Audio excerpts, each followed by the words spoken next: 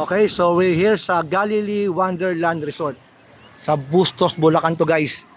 First time natin dito, 10 hectares siya, no? 10 hektarya. Napakalawak. Kaya pa nag-iikot-ikot, hindi ko maubos-ubos yung paligid. Ang konsepto niya, parang mga lugar sa Bible. Meron dong Garden of Eden, may Noah's Ark, merong iba't ibang mga Yun, meron pa God with us.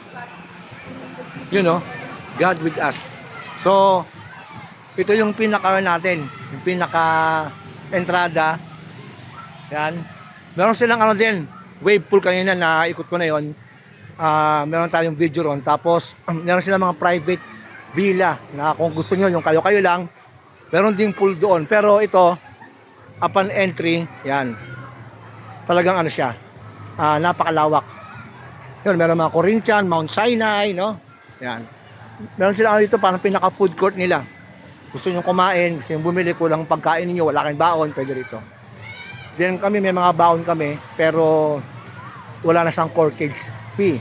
Yung mga gustong mag-ihaw, tulad namin, almost ang aming mga dalang ulam pang ihaw, may renta lang 100 yung kanilang ihawan. Pero okay na okay. Guys, napakalawak dito, 10 hectares, grabe.